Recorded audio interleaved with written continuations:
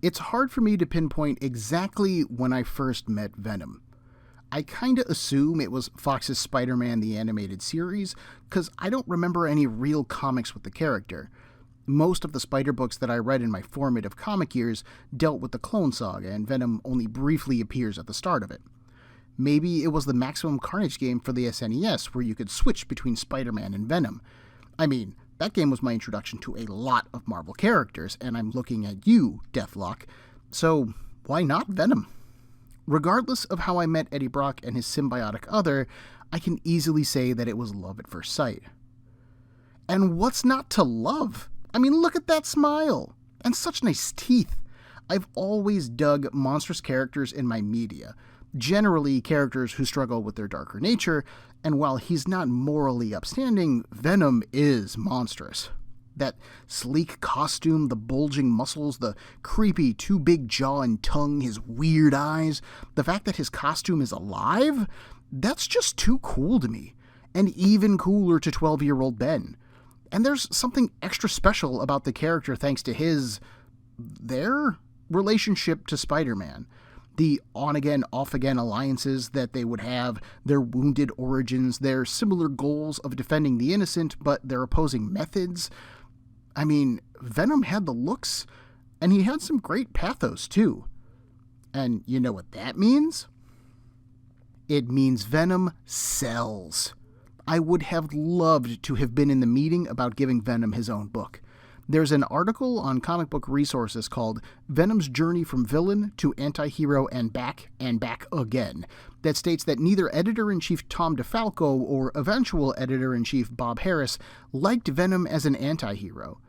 Now, this could be because making the character more heroic means making them less villainous.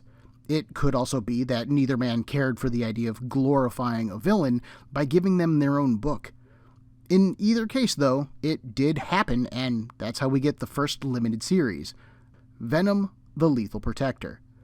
My name is Ben, and this is Comic Book Breakdown Episode 2, Venom, Lethal Protector.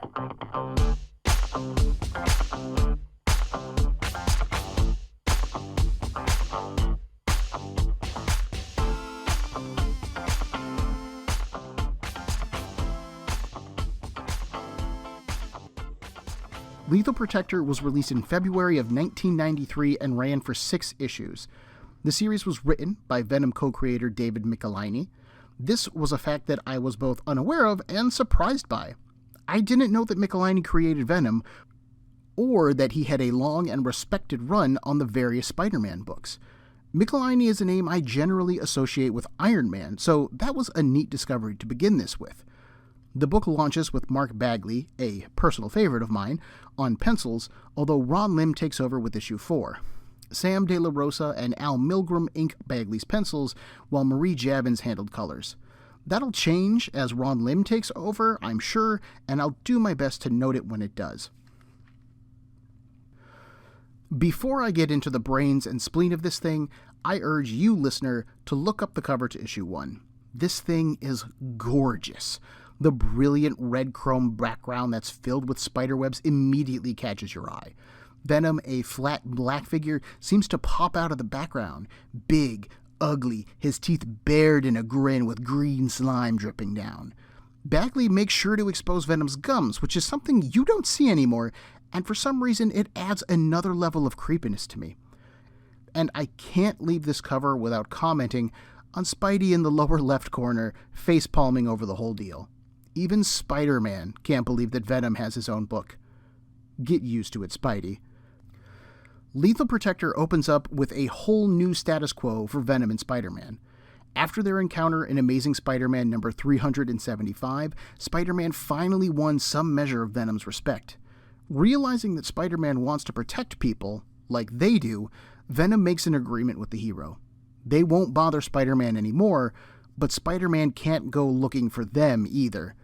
It's an interesting move, given that Venom originally wanted Spider-Man dead. But seeing no other way to pacify him, Spider-Man agreed. Venom then crossed the country, moving to San Francisco in order to start this new chapter in their life. Venom opens the issue by saving a woman from a mugger in his own unmatchable way. Pouncing on the criminal, Venom smashes him into a wall and then pours symbiote into his nose and mouth. Suffocated, Venom then drops the body and finally remembers the woman. His whole persona changes, as if he's talking to a puppy, and he's all smiles and soft pats on the head. Venom assures the woman that she's safe, hands her her purse, and springs away.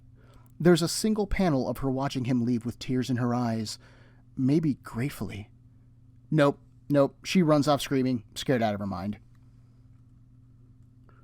For a 4-page scene, Michelini and Bagley show us so much about Venom and how he differs from Spider-Man. This is a perfect introduction.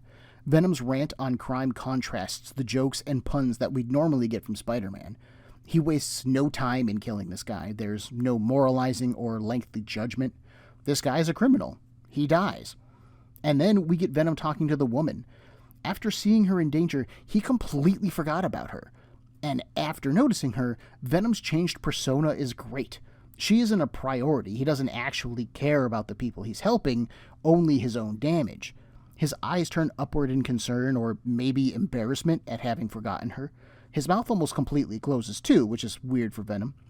You'd think that he just rescued a cat from a tree and returned it to a little girl, not killed a man. Despite going from villain to anti-hero, Michelini is making sure to highlight that Venom is unhinged and dangerous. I love it. As Venom crosses San Francisco, they recap their origin briefly. For those unfamiliar, I'll do the same. Spider-Man gained his black and white costume in the original Secret Wars comic. He, along with a handful of various heroes and villains, had been transported to an alien world. Needing a costume at one point, Spidey activates a machine and finds himself covered in a new black and white costume. As time went on, Spidey found that the suit enhanced his strength, shot its own webbing, and even responded to his thoughts, transforming into street clothes when needed. Realizing the costume was alive, and, more importantly, that it wanted to permanently bond with him, Spider-Man rejected it. Having learned of its weaknesses to loud sound, Spider-Man went to the bells of a cathedral and set them off. The sonic waves forced the symbiote to retreat, sloughing off of Peter Parker and down onto Eddie Brock. So who the hell was Eddie Brock? Eddie was a reporter for the Daily Bugle and made a name for himself by publishing interviews with a serial killer named Sin Eater. However, that glory faded fast after Spider-Man caught the real Sin Eater. Praying for revenge in that church, Eddie's wish was granted as the symbiote fell upon him. Fueled by hatred for Peter Parker, who Eddie now knew was Spider-Man thanks to the symbiote, the pair bonded and proceeded to make Spider-Man's life as miserable as possible. Okay, so that wasn't very brief, but so be it. Excited for their new status quo in San Francisco and recent good deed, Venom is pretty positive about where they're at.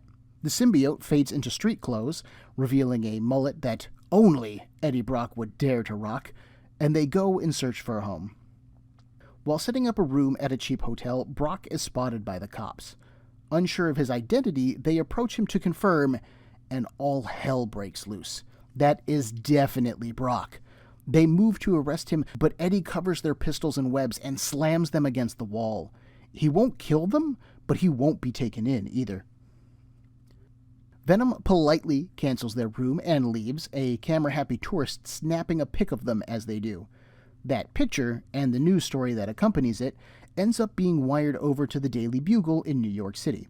I'm not sure why that happens, other than the plot demanding it, because there's Peter Parker waiting to learn about it. Pete then further explains to the audience his version of Venom's origins and explains the recent truce. But said truce doesn't sit well with Peter. If he continues to let Venom run free, more people are going to die. And while, yeah, those people might be criminals, it's still not right or legal. Every person that Venom kills is on Peter for letting him do it. Peter calls Mary Jane and asks her to pack a bag for him. He's going to Cali. The next day, we join Brock for a stroll in the park. He talks to his other, the symbiote, as he walks, unsure of himself. He grew up in San Francisco, sure, but he's been gone for so long. The other suggests that he contact Brock's father, but Eddie vehemently refuses. So, where does that leave him? He has no home, no friends, no family, no career. Hell, he doesn't even have a nemesis anymore. Is he just going to sleep in the park like a homeless person? I like this brief scene of introspection on Michelini's part. It's easy to think of Venom as this big, dumb brute of a character, especially rising to fame in the over-the-top, gratuitous on violence 90s era of comic books. But Michelini makes sure to keep Eddie human. Brock's in a whole new environment to us, and he feels like a newcomer there. I think that this is the first time that we learn Eddie is from San Francisco, so that's neat, and the mention of his father hints at more to come. It's some small stuff, yeah, but the devil is in the details. And really, for me, this is the kind of stuff that makes me appreciate Venom as a character. As he's talking, Eddie sees a group of homeless people getting harassed by some guys in suits and decides to step in. One of them pulls a gun, and Venom suits up. The shots don't hurt Venom, the symbiote just spits them back out, but they do catch the attention of a nearby Spider-Man. Feels a little convenient, right? I agree. Michelini makes a point of having Peter explain that he tracked Brock from the news story, leading him to suspect that Eddie would try to blend in with some street people in order to escape the cops. He then started his search at the hotel mentioned, and has been expanding his search area since. That all makes sense, but it still feels more like plot contrivance than something that's likely to happen. I mean, it does make sense, and we gotta get these two together somehow, right? It just feels like the weakest point of this whole issue. Spider-Man sees Venom beating up the guys in suits and, having only half the story, launches into a furious attack. And despite that, Venom reacts pretty calmly. They do stop Spidey's assault, don't get me wrong, but then they grab Spidey by the shirt and calmly explain, "We had a deal. You broke it, and we'll deal with that later. But those guys you saved are the bad guys." And, hearing their cue, the guys pull out some Uzis and open fire. While Spider-Man stops the gunman, Venom joins the homeless people and they disappear. The brawl in the park makes the news that evening, and we cut to Portland, Oregon to follow it. Retired General Orwell Taylor watches the news with glee. As he dials on his phone, Taylor speaks to a photo of his son, Hugh, and promises him revenge. Once the call goes through, Taylor orders the man on the other end to assemble the team. He's found their target. Said target has returned to street clothes and dropped below San Francisco. Grateful for his help, a few of the people he saved want to provide him sanctuary. Another, knowing who Venom is, thinks that this is a terrible idea. Eddie is willing to roll with whatever happens, but he'd like some answers. Who exactly was he fighting up there? One of the men explains that they're thugs hired by a man named Roland Treese. Treese has been trying to force them out for months, and as they round a corner, they see his latest attempt. Giant mech suits. I love me some giant mech suits. Before anyone can back away, one of the suits, called Diggers, grabs Eddie, but he's surprised to find Venom instead. Venom smashes into the suits, but they're pretty heavily armored and armed. Diamond drill bits, lasers, and surprisingly effective sound shovels are on both of them. As the symbiote writhes in pain, the second Digger tries to smash Venom, but only it succeeds in smashing the floor. One of the Diggers and Venom fall into a massive cavern. The Digger recovers first and prepares to kill Venom, but Venom stops them. They didn't just fall through a hole. We end on a page of Venom and the Digger in a Victorian-era city, a horse-drawn buggy just managing to dodge them. They've fallen through time! How's that for a cliffhanger? A while back, I read an interview with a comic writer, I can't remember who was breaking down their process. They explained that they work with the ABC method of writing. Every comic has the A-plot. This is whatever is going on in the immediate issue, generally whatever is on the cover. In this case, Venom's move to San Francisco and the problems he then faces. Our B-plot should be introduced and then paid off within 2 issues. That is General Taylor's cutaway. And finally, the C-plot is your long game, something that'll happen in 3 to 5 issues down the line. That is the mention of Eddie's father. Now, that's a very basic breakdown, and not all writers use it, but it's always made sense to me. This keeps your story elements moving and interesting while keeping someone from dangling a plot point but not paying it off for years. Venom is a really great example of it, and I give full credit to David Michelinie for knowing how well this reads. And yes, I have to admit that the Spider-Man stuff reads a bit forced. Why have them form a truce if you're only going to have them immediately break it? But the thrust of a truce, from a storytelling perspective, is either the cost of maintaining the truce or how/why it gets broken. There's no way Peter would long-term ignore a dangerous character like Venom. Whether I like it or not, this was bound to happen. Other than a bit of stiff dialogue and Eddie's mullet, I really enjoyed rereading this. We're told everything we need to know about Venom's past, we're shown his present, and we have some interesting stuff coming up in his future, where he is in the past. That was one weird ending. Let's get back to that. Despite the sheer creative insanity that could have been Venom allying with a construction mech in Victoria-era San Francisco, actually, San Francisco never had a Victorian era, did it? Both characters quickly realize that they have not traveled in time. The homeless people that Eddie had been talking with appear, and the Digger guesses that they had another entrance to this hidden city, and not a hidden time portal. Despite being pretty quick on the uptake, this hesitation gave Venom time to recover. Just as he's about to break the Digger, the second one drops in. The local militia joins the fight, but their weapons have no effect on the mechs. The suits are, however, effective against normal humans, and one of the militiamen is killed. Enraged, Venom stops toying with the Diggers. In one blow, they smash in the face of one of the suits, and I mean the mech's face and its pilot's. Venom tears a piece off the suit and hurls it into the other suit's cockpit, killing him as well. The situation resolved, one of the people introduces Eddie to the leader of the militia. He might look scary, but he's saved them twice now. They can trust him. Wary, the militiaman suggests that Elizabeth, who is Eddie's advocate, show him a place to stay for now. The council will have to decide Eddie's fate. As they walk, Elizabeth explains the origins of this sanctuary. During the 1906 earthquake, this old portion of San Francisco sank into the earth and was then built over.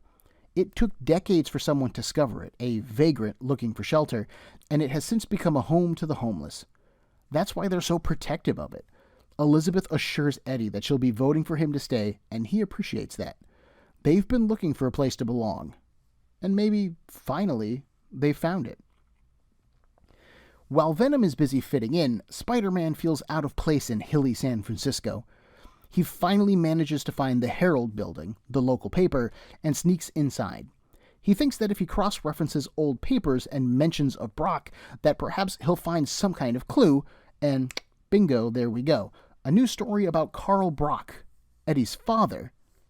Look at that C-plot creeping forward. Despite the solid opening of this issue, I run into some problems here with Spidey. Him checking the local paper is smart, that's fine, and it reinforces the idea that Spider-Man isn't just fast and strong and a snappy dresser. He's intelligent. But he enters a room that is clearly labeled morgue, and unless I'm really wrong about newspapers, I don't think that they have morgues.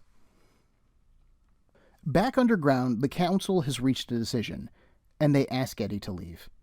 They appreciate his help, but the council won't risk him in their midst. Their reverend, a one-eyed, scarred-lipped firebrand named Rakestraw, condemns Eddie. The head of the militia shuts the reverend down, but he remains resolute in the council's decision. Eddie must leave. Before moving on, I'd like to note that Eddie shifted into his best clothes, a smart set of black pants with a jacket combo with a white shirt underneath. Around the collar of the shirt are a series of Venom's spider symbol in black. It's a small detail, but I think it's really cute, and I love it. With no place to go, Eddie is pretty bummed the next morning. He could have helped protect the sanctuary, and... light bulb. The Diggers mentioned Roland Treese again during the fight. If he can find Treese and stop him, maybe he can prove himself. Then they'll have to take him in. While Venom takes off, Peter Parker stops by Carl Brock's place, introduces himself, and gets a door slammed in his face. Seems like neither guy is welcome where they're headed. At Treece International, Venom breaks inside. Despite smashing locks and killing alarms, Venom still ends up on camera while investigating. The security guard calls for backup. Unaware of this, Venom discovers a model of the park that's above the sanctuary.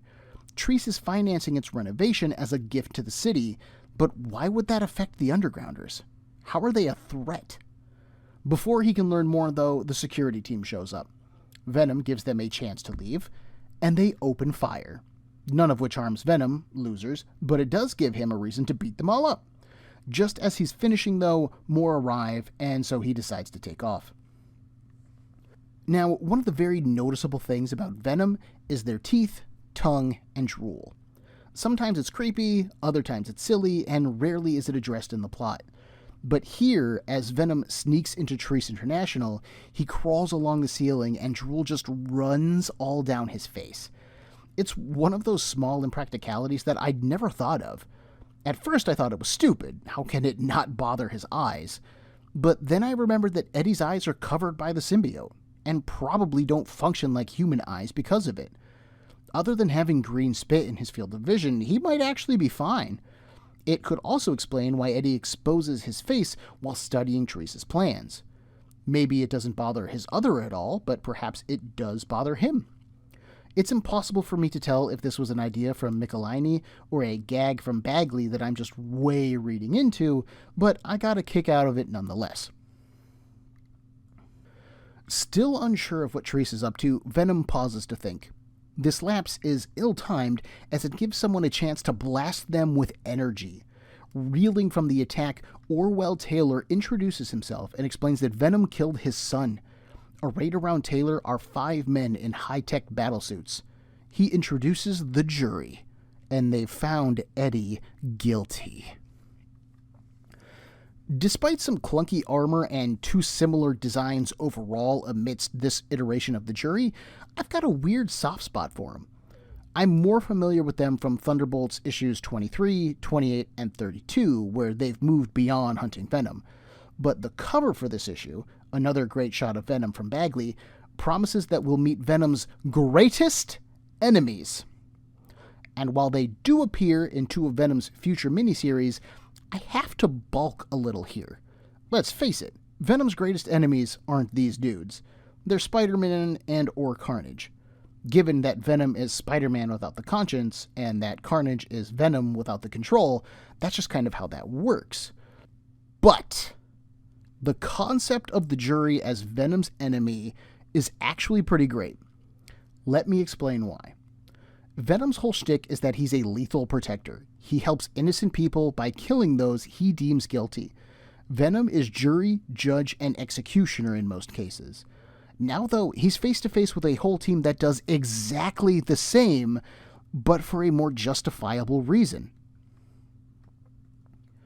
Venom killed a man, Taylor's son, and by his own logic should be punished for it.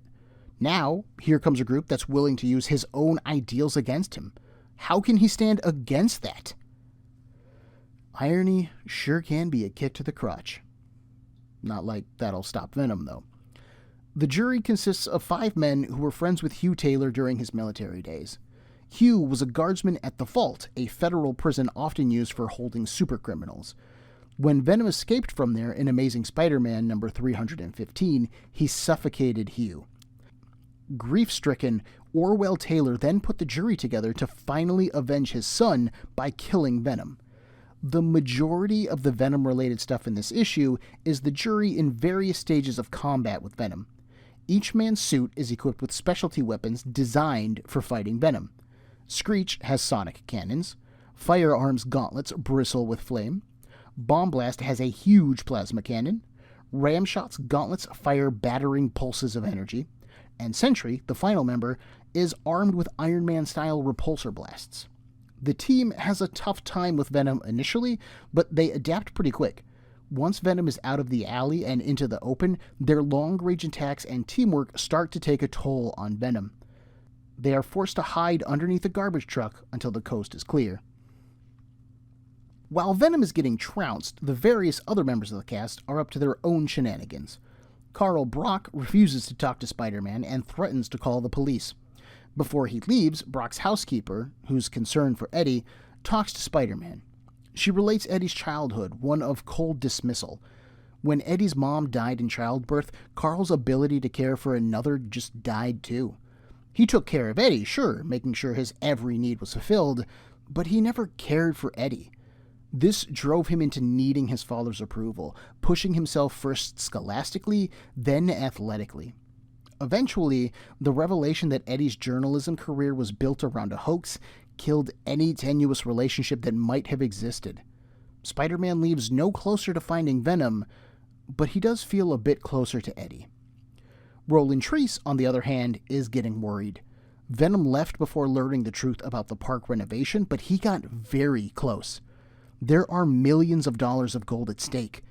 Treese has to do something. Having escaped the jury for now, Venom switches into street clothes and tries to blend in with the locals. But Taylor isn't leaving this to chance. A surveillance unit picks up Brock's trail and stuns him with a sonic grenade.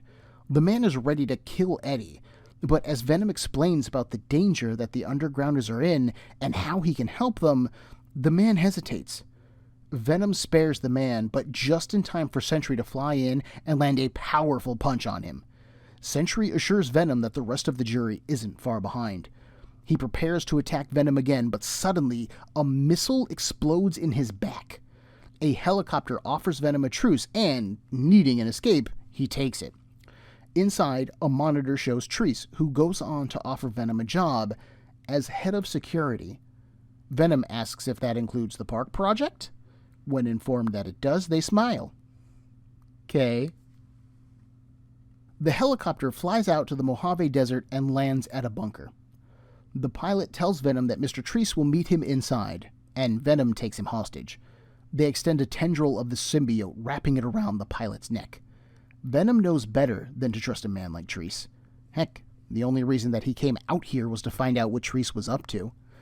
And that's when fire erupts from the walls, severing the tendril and trapping Venom. That's when Carlton Drake of the Life Foundation introduces himself. See, Treese is a board member of the Foundation, and he suggested that Venom might be of use to them. Naturally, Venom swears that he'll never help them. Drake isn't concerned about his attitude, though. He doesn't care about Venom at all. He cares about his kids. Bom, bom, bom. I won't lie, this sudden move to the left on the plot really threw me for a loop. The Undergrounder thing made sense to me, and it fits Eddie's nature. Spider-Man hunting him makes sense, even if I don't like it in this context, and I'm guessing that revealing his past is meant to endear him to Peter and the audience. Venom is a cool character, but Michelini is making sure that he's a character with depth, too. The fight against the jury was great. They had Venom on the freaking ropes. But to jump off that train entirely and onto another track? What is this Life Foundation thing? Was this series originally just Venom helping the Undergrounders for 4 issues, but then Marvel wanted 6, so Michelini had to pad it out? I mean, we're only 2 issues in, and we're going to find out what's going on here, so hopefully this will start to pull together for me.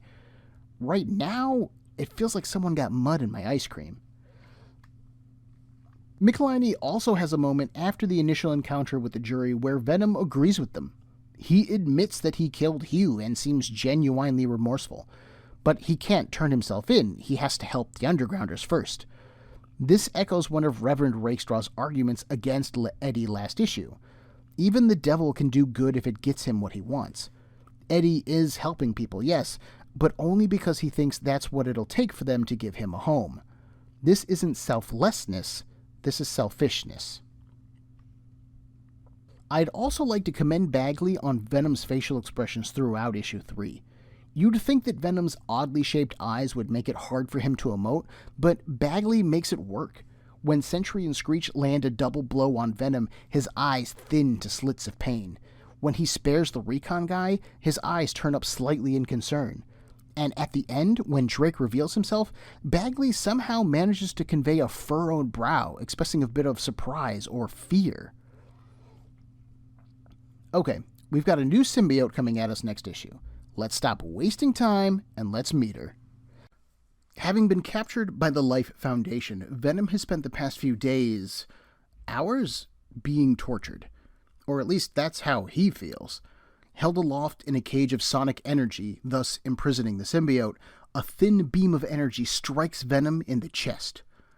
Carlton Drake explains that when the Life Foundation heard of Carnage, they did a thorough investigation on him. That was how they learned that Carnage was spawned from Venom's symbiote. Which led them to ask, what if there were other spawn yet unclaimed? Why, they could make a fortune off of them. The Life Foundation sells doomsday bunkers to rich clients, so think of how much they could make selling symbiote-powered security agents. As the beam deposits a small blob of symbiote onto a petri dish, Drake announces that this fifth spawn is the last. Spider-Man is on the trail of the other four, although even he doesn't know it. He's been working his way to Santa Cruz, following rumors of strange, possibly symbiotic, creatures. Spidey stops a robbery and calls his wife, Mary Jane, to report all of this to her and the audience. This new creature has been attacking the public and police, potentially testing its abilities. There's only one place that it hasn't hit yet, and Spidey is headed there next. He hangs up, leaving Mary Jane alone and scared. Okay, time out here, let's take a breath. I like the opening of this issue fine. It's a bit expositional and cliched, with Drake explaining his whole entire scheme in classic villain fashion. How much more interesting would this have been if Eddie, and therefore us, didn't know what was going on? Eddie would have just believed he was being tortured, confused, and angry. Spider-Man, meanwhile, would be investigating and BAM! Big reveal of the new symbiote. I'm not exactly sure how exciting that would have been, given that the new symbiote is both advertised at the end of the last issue, and she appears on the front cover of this issue. So yeah, it isn't a surprise at all, it's more of a formality at this point. I'm a bit interested in restructuring this, maybe after I've read the whole thing though. I don't like the Spidey scene very much. It's a 4-page sequence that only exists so Spidey can tell MJ and us what's going on. Ending on a forlorn Mary Jane doesn't help either. I get what they're going for. Spider-Man is a constant threat to Peter and MJ's relationship. But that doesn't matter here. This is a Venom story, not a Spider-Man story, and we should be focused on Eddie's relationships, not Peter's. Speaking of Eddie's relationships, we check in on the Undergrounders and Treese. Elizabeth, the Undergrounder that Eddie befriended, wishes that Eddie had been allowed to stay. Nathaniel, the guy who really hates Venom, and Reverend Rakestraw are near to hear it and condemn Venom again. Elizabeth points out that Treese's diggers might come back. And how will they defend themselves? Rakestraw says that God will provide, giving Elizabeth the perfect opportunity to say something like, God provided us with a savior already, and you denied him, Reverend. Instead, she comments that all they have are prayers, and we move on.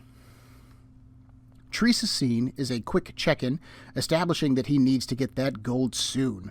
I suspect that both of these one-page scenes are here to keep the book's main plot from getting lost in all the Life Foundation / new symbiote stuff that's going on and isn't related to any of it. At the Foundation's bunker, the Other suggests to Eddie that he should try to get through the sonic barrier sans symbiote. It hurts the symbiote, but it doesn't hurt him. The next time Drake and his guards hang out in Venom's area, he pushes one non-symbiote covered arm through and grabs a guard. Then he tosses him into the controls, shorting them out, and Venom is free. He takes a guard with each punch, but the rest manage to hit him with their sonic guns. Drake orders that Eddie be re-encaged, but he's not actually sure if they need Venom anymore. Spider-Man has his own hands full, as yes, he does encounter the new symbiote at the local mall. Her symbiote is a deep red, almost black, with yellow covering her abdomen and chest and then running down the backs of her arms and legs. Unlike Venom or Carnage's eyes, which are jagged and uneven, hers are smooth and downward pointing, making her glare. Her teeth are black, and a small bit of connecting symbiote gives her face a skull-like appearance to me. Thick, undulating hair, mostly yellow but colored red from her forehead back, surrounds her, sprouting even from her shoulders. This character would go unnamed in the comics world for 14 years, instead gaining her name from the Separation Anxiety video game that was published in 1995. I've also read that her name could come from Toy Biz's action figure, but that was released in 1996. I've never played the game, so I can't confirm if that's actually true. But this is Scream, and that's how I'll refer to her moving forward. If you've ever been to Universal's Islands of Adventure, Scream is one of the Sinister Syndicate in their Spider-Man ride, which I always thought was a weird pick, but still kind of a neat shout-out for the character. I dig Scream's design. Given that she has nothing to do with spiders at all, I like that her costume looks different from Venom. But the darker areas are a nice nod to her father, the red to Carnage, and the yellow makes her stand out, gives her an individual look. Given that her mouth is like frozen in place, it's kind of hard for her to emote, which I don't like, but I'm not sure why, because, Carnage and Venom maintain open mouth grins all of the time too. I dig that there's this skull thing going on with her face. It adds something new to the symbiote that you don't see with the other two. I also like her hair as a prehensile weapon. It's a natural extension of what Venom or Carnage could do, but is unique to Scream in the world of symbiotes.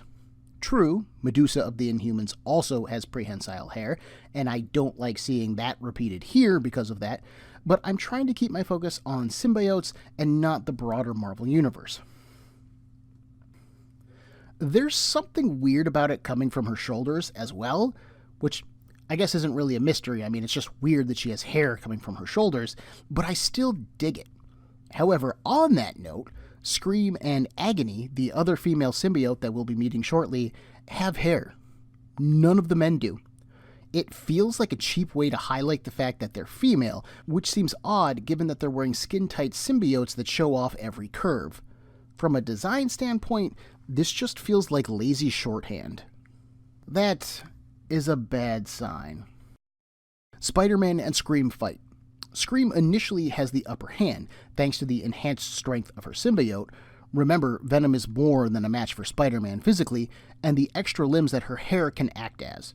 Spider-Man, however, has more experience in a fight, and he uses it to land a few strong blows. Stunned, Scream calls for a pickup and throws a bystander to distract Spidey. It works, but Spidey saves the guy and then webs onto her rescue craft. He sneaks into the Foundation's bunker, but he doesn't go after Scream. Instead, assuming Venom is here, Spider-Man questions a guard in the middle of a busy hallway. So then another guard shows up, and then an elevator opens up with more. Soon enough, Spider-Man's punching a small army and shouting about Venom's location. This officially makes Brock more trouble than he's worth to Drake. He orders the extraction process to begin, and the Venom symbiote is forcibly removed from Eddie. He screams in pain as its last few drops are pulled from him, then collapses on the floor. It looks like he's dead. Yeah, right.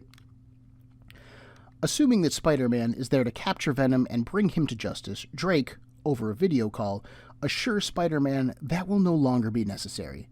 With that cold-hearted announcement, we end on a teaser of the 4 other new symbiotes. If issue 3 took us off our initial track, we're really going in another direction here. The majority of this issue deals with the introduction of the new symbiotes as opposed to Venom, the Undergrounders, or his relationship to any of those things. It would be interesting if the rest of this series dealt with Venom's relationship to the other symbiotes, but that just ain't gonna happen. Man, between 5 members of the jury and 5 enemy symbiotes, Michelinie isn't taking it easy on old Toned and Toothsome. It's a shame that our focus isn't tighter on any of these threats, but let's forge ahead and see what happens before I start throwing stones. Issue 5 opens where we left off. Eddie Brock is dead, and Carlton Drake has informed Spidey of such. Given that Spider-Man's whole thing is bringing criminals to justice, I'm not sure why Drake assumed that Spider-Man would just be cool with him killing Venom. Oh, so you killed the guy who kills people, which is illegal and immoral, and one of the biggest problems that I have with Eddie, but I'm cool with it if you do it. That's cool. Hey, thanks. Can I get a lift to New York, please? Sure, that scenario seems likely. Spidey doesn't believe that Venom is actually dead. Having fought him a number of times, he knows how tough Venom really is. And as Drake's men prepare Eddie's body for dissection, they discover a faint pulse.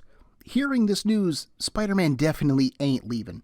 Drake cuts the video feed and sticks the 5 new symbiotes on Spider-Man. We met Scream last issue, so let me take a minute to introduce the rest of these yahoos. Riot is a muscly, blackish-grayish symbiote. Phage is a sickly orange and black with blades sticking out from his body everywhere. Agony is the other female symbiote and is purple and pink. Finally, Lasher is a light mint green paired with a gray-green. Long, pointed tentacles sprout from his back. Like with Scream, these characters are never named in comic until 2012. There's something that I particularly like about Lasher. Maybe it's the colors, maybe it's the death tentacles, maybe his design just feels more complete to me. Maybe it's having his own unique element in those lashes of his. I'm not exactly sure. 'Cause let me tell you, the rest of these guys are uninteresting. Riot is basically Venom without the white spider on his chest. Phage is an orange Carnage, and Agony, despite standing out thanks to her brighter color scheme, is largely forgettable. Given how important and mythic Venom and Carnage are in the Spider-Man mythos, or will be, I guess, Maximum Carnage was just beginning during Lethal Protector, these guys fall way short. But I'ma save my full thoughts for when we're done. While the symbiotes fight Spidey, Eddie recovers and frees himself. His other taught him to tolerate pain and to recover quickly. Plus, their sonic frequencies can't hurt him without his other attached. Eddie joins Spider-Man in his struggle then. The new symbiotes are technically his kids. Surely he can reason with them. Eddie tries to get them to join him, but they all punch him in the face. That's actually pretty good. The pair fall back to the dissection room and scoop up some sonic guns. Those don't last long because Phage shatters them. Then our heroes fall back again. The only chance they have is to get on an even footing. Eddie needs his other. They free the symbiote, and Venom is reborn. And just in time, too. Phage has caught up to them and pounces on Venom. Tongue Twister remembers the sonic cage and orders Spider-Man to turn it on. Unfamiliar with the controls, Spidey just hopes for the best and just kind of punches a bunch of buttons. Instead of activating the sonic cage, though, he hits Phage with the accelerator beam that they use to mature the new symbiotes. This causes the symbiote to hyper-age, crumbling it to dust in seconds. Venom is excited. That's how they can defeat the others. Widen the beam and they can kill the whole lot of them. Perfect. Spidey is reluctant, though. Destroying the symbiote could kill their hosts. But, Venom isn't worried. They haven't had long enough to bond. They'll be fine. And don't forget, Venom is cool with killing people. And he doesn't care about your opinion, Spidey. Venom slips a tendril behind Spider-Man and chokes him out. In the time it takes Spidey to recover, Venom does the deed. All 5 symbiotes are turned to dust. And hey, look at that. Their hosts are still alive. Watching this on a security monitor is Carlton Drake. Disgusted by their failure, he orders that the base be destroyed. That seems a bit overkill to me, as, yeah, your symbiotes are dead, but nothing else here is of value? I mean, they weren't doing anything illegal, at least nothing that I can see, and nothing that's provable based on the word of a costumed vigilante and a serial killer. And the Life Foundation seems like the kind of organization that can pay off any prying eyes that they want. Anyway, the alarm sounds, Spidey hops onto a helicopter, Venom sneaks off in a truck, and it's time to head back to San Francisco. There's gold in them thar parks, and we gotta keep Treese from getting it. There are 2 brief interludes in this issue regarding the Undergrounders. The first establishes that Treese is gonna blow up the park? The Underground City? I mean, he's gonna blow something up real good and kill those hobos, dang it. The hobos know this, and they report it to the council, who need solutions. Elizabeth's like, man, sure would be great to have Venom around, huh? And Rakestraw is all, that dude sucks. And the council is like, do we have any better ideas? No one answers. I have a lot of thoughts about this particular issue. And I know that, given that I've tried writing them down like 3 times, and there are just so many. They're really more of an overall critique of Lethal Protector, though, so I'm going to put a pin in this. Let's finish things up, and I'll circle back around in the whole wrap-up. Venom pops up in Marin County at the home of Roland Treese. Having failed to learn what Treese is up to at his office, Venom figures they should check his home. They discover his security advisor, and, after tearing down a door, taking some bullets, and dodging some traps, Venom finally gets the truth. The gold that Treese is after was shipped to 1906 San Francisco by a foreign power. Their intent was to fund some anarchists, but then the earthquake struck. The men responsible for the plan died in the quake, and their gold was buried too.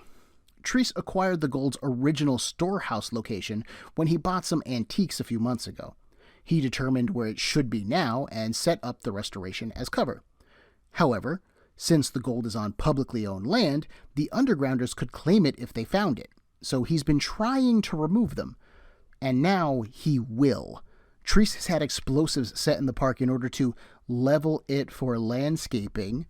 Those bombs are really aimed downward, and they'll kill the undergrounders. Spider-Man, however, is on the scene. He overheard Eddie talk about Roland Treese last issue, which actually never happened, I double-checked, and looked him up. He knows he's in the right spot, but where's Venom? He's arriving late, but Spidey manages to spot him. He jumps Venom, but they can't waste time. Venom wraps Spider-Man up in the symbiote and then explains Treese's plan. They can't do this while fighting Spider-Man, and they can't do it alone. Venom, a creature that's only ever wanted to kill Spider-Man, asks for his help instead. Spidey is shocked. Venom could kill him now, easily, but instead he's begging for aid. Can Spider-Man trust that Venom isn't lying? Treese and his men find out soon as they're confronted by Spider-Man and Venom. Treese summons his diggers again, but working as a team, Spidey and Venom make quick work of them. Panicking, Treese runs to his trailer to detonate the devices. With his scheme exposed, he's ruined. So he'll kill the undergrounders anyways, just one last spit into Venom's large eyes. Spider-Man keeps the diggers busy, freeing Venom to stop Treese. Just as he catches up, though, a spark hits fuel that was spilled during the fight, circling the trailer in flame. The symbiote screams in pain and fear, but innocent lives are on the line. Venom cannot fail them. They push through the pain and manage to snag Treese before he can detonate the devices. Once Spider-Man finishes the last digger, he approaches Venom. He knows how painful fire is to the symbiote, so he asks, how could they stand that? As the symbiote recovers Eddie's body, they shrug. Would Spider-Man have done less with lives on the line? And no, he replies, he couldn't. Spidey looks at Treese, planning on taking everybody into custody, but when he turns around, Venom is long gone. You know, for such a big dude, Venom sure can sneak. Peter calls Mary Jane and plans to return home. Venom could have killed him. Several times, actually, which I'm sure is a comforting thing to tell your wife. But he never did. He seems honestly concerned with saving lives, so maybe he'll be okay out here. Peter makes up some crap about never being able to find him again, which we know is crap because it's not like he didn't luck into him like 3 times throughout the course of this book, even after he was kidnapped, and so he decides to return to New York City. Once in police custody, Treese told the authorities the location of the gold. It's being recovered, and get this, not only is it like just 2 feet under the park's surface, but it's so far away from the sanctuary that they aren't affected by it at all. So his entire scheme was utterly flippin' pointless. Great! Ugh. Eddie is about as pleased by all of this as I am. He's homeless again, jobless, and still has no purpose. Or maybe not. Elizabeth and Ethan, the dude from the council, witnessed him saving their city. They put the matter before the council again, and this time they decided to offer him a home. Grateful and proud, Eddie accepts, swearing that Venom shall protect all innocents. It's a nice ending, but I'm not sure how long it'll last. Everybody, I don't know what to say here. Despite a really strong opening and some solid concepts to kick us off, the journey here is pretty dumb. Okay, I need to process this a bit. Let's look at the ending. The ending of this story would indicate that Venom's personal journey in Lethal Protector is finding a place to belong. He opens wanting that and ends with that goal achieved, but I feel like no other alternatives are presented throughout. After being rejected by the council, Venom just bounces from problem to problem and then the book ends. The obstacles placed in his way should have offered other viable paths. Eddie saw the reasoning in the jury's condemnation. Maybe he should turn himself in and pay for his crime. Drake offered him a job as head of security. Maybe he should have used his strength to help the Life Foundation save lives. Maybe he belongs in jail, maybe he could have a new job at a home, but neither of these are considered at all. They're treated as another brick wall for Venom to Kool-Aid man his way through. For a book so dead set on examining and presenting Eddie Brock as more than a murdering psychopath, the book does little to explore that idea past the opening and closing issues.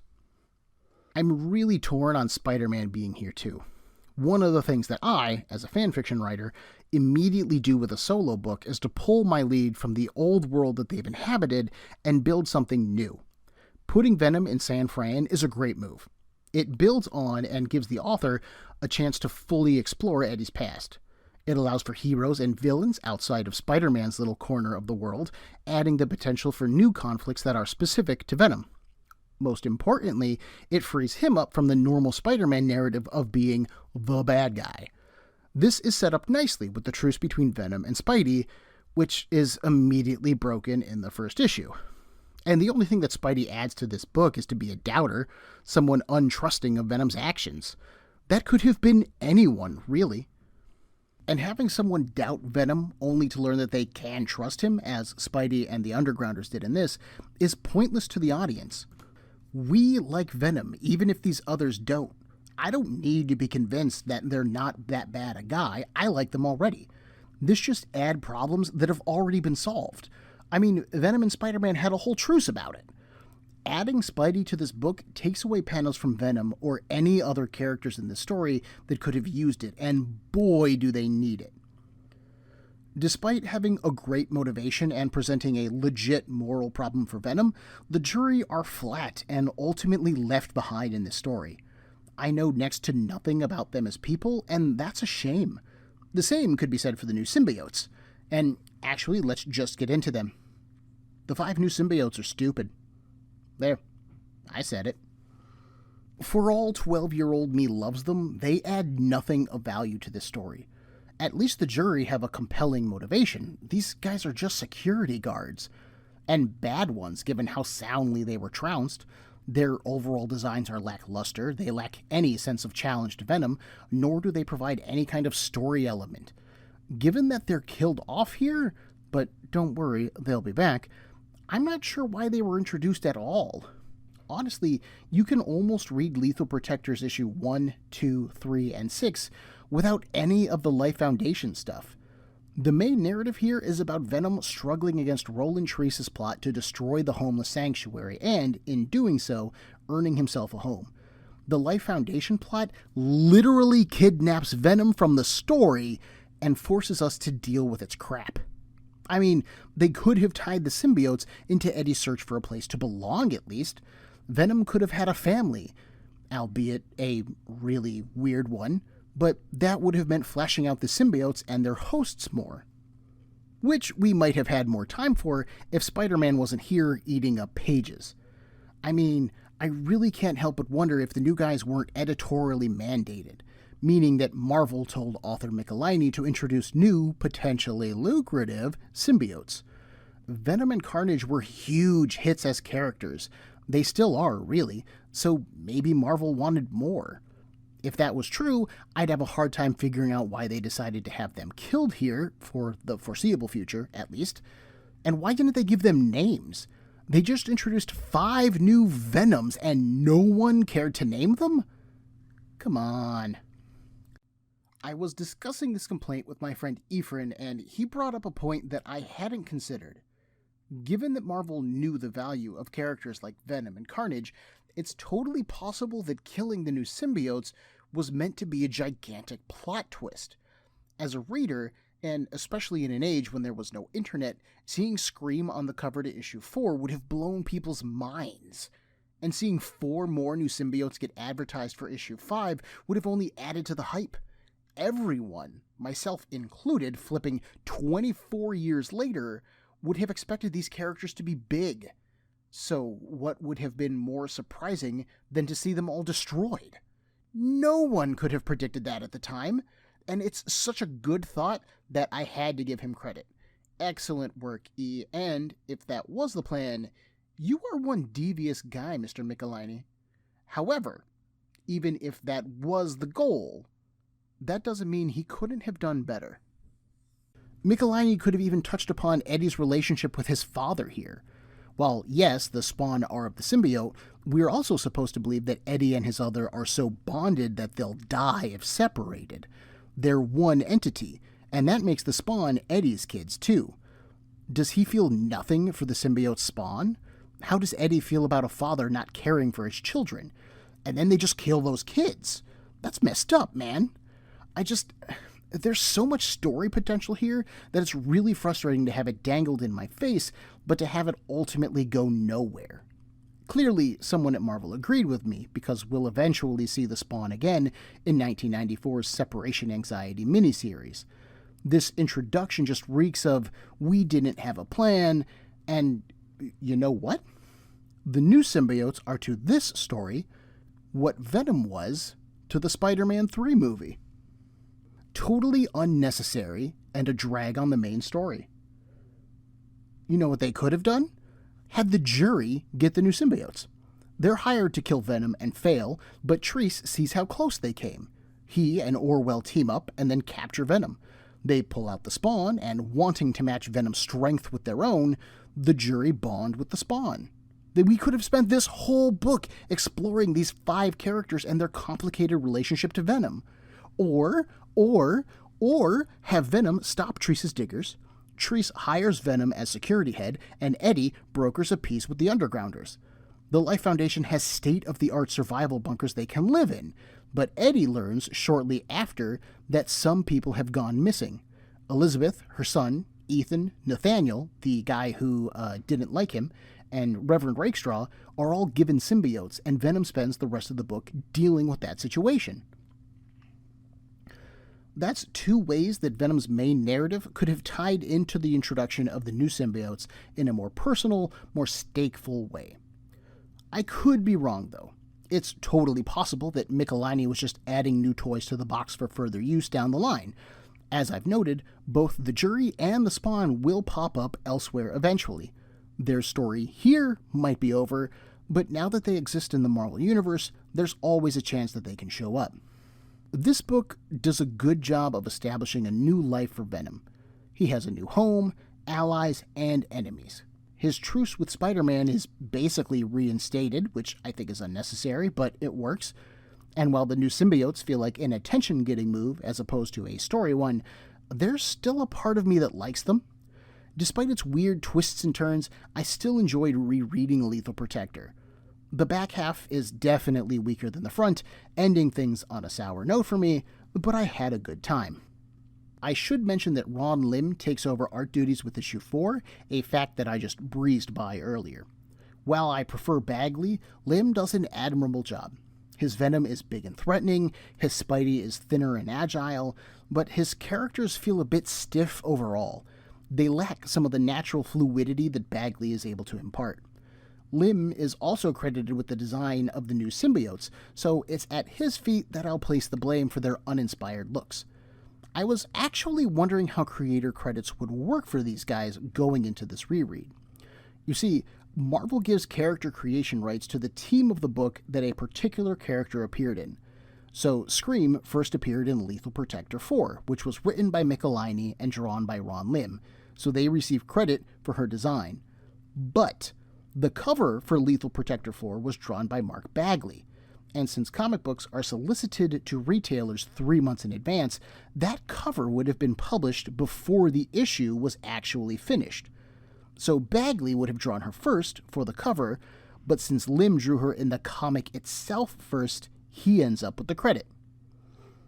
Did you guys find that detour as interesting as I did? I hope so, because that's the kind of geek crap that I love. For those interested, Venom's story next continues in the Maximum Carnage crossover that ran through all of Spidey's books. It then bounces back to his own stuff in Venom Funeral Pyre, another miniseries. I don't have either of those stories, so they will not be up next for us. I do plan to get Maximum Carnage, though, so if you're interested in that, please be patient. Between Venom and Carnage's live-action futures, all of their appearances have jumped in price, and I just won't be getting either one of those soon. I'm neck deep in like 4 other collections I'm putting together. We'll get there, but it's going to be a minute. Instead, we're going to move over to my one true comic book love, the X-Men. I've picked up a number of miniseries recently that I've never read before and am chomping at the bit to dive into. We're going to be joining legendary X-Men author Chris Claremont as he celebrates the creation of the second generation of X-Men in 2000's 5-issue miniseries, X-Men Black Sun. Everyone, there are a million podcasts vying for your time and attention, and I'd like to thank you for listening to mine. If you would like to get in touch with me to share a concern, request a series, compliment me, berate me, whatever you like, send me an email at cbbreakdown@gmail.com. Otherwise, thanks for listening.